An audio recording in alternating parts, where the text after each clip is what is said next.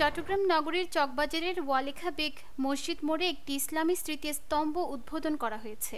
বৃহস্পতিবার সকালে স্মৃতিস্তম্ভটি উদ্বোধনের সময় city mayor doctor Shahadat Hossain বলেন, এসব এলাকা অত্যন্ত ঐতিহ্যবাহী।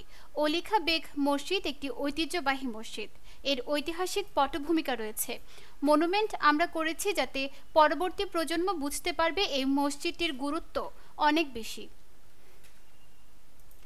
এই মসজিদের ঐতিহ্য, নিদর্শন ও পুরাকীর্তি শুধুমাত্র চট্টগ্রামের মানুষকে নয়, বাংলাদেশের 16 কোটি মানুষকে আকৃষ্ট করে। মানুষ যখনই চট্টগ্রামে আসে এই ওয়ালি বেগ মসজিদটি দেখতে আসে। আমি মনে করি এটা তাদেরকে আরও বেশি আকৃষ্ট করবে। চট্টগ্রামের সৌন্দর্য বর্ধনে এটা ভূমিকা রাখবে।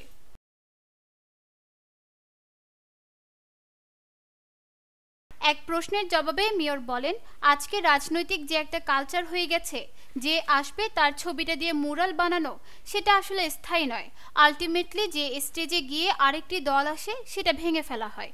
এটা আমরা দেখেছি। আমরা মনে করি আমাদের যে কালচার, আমাদের মসজিদের যে সৌন্দর্য বর্ধন এবং এর যে একটা পুরাতন ঐতিহ্য, এটাকে সংরক্ষণ করতে হবে।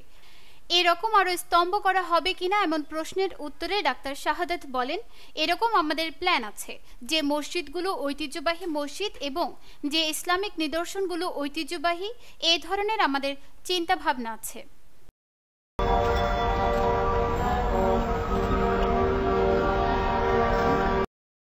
ওয়ালিখা বেগ মসজিদের নতুন ভবনের বিষয়ে জানতে চাইলে তিনি বলেন, সংস্কারের অনেক কাজ বাকি আছে, এখনো লিফট লাগানো হয়নি, আরও কিছু কাজ বাকি আছে, সেগুলো আমরা করে যাব।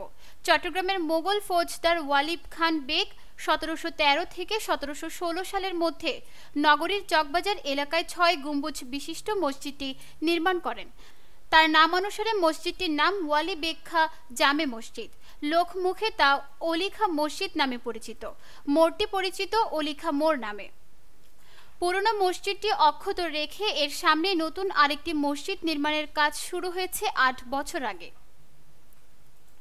5 আগস্ট গণ অভ্যুত্থানে পতন হওয়া আওয়ামী লীগ সরকারের আমলেই ওলিখা মোড়ে চট্টগ্রাম সিটি কর্পোরেশনের ব্যবস্থাপনায় এই স্মৃতিস্তম্ভের কাজ শুরু হয়। নিউজ ডেস্ক, দৈনিক পূর্বকোণ।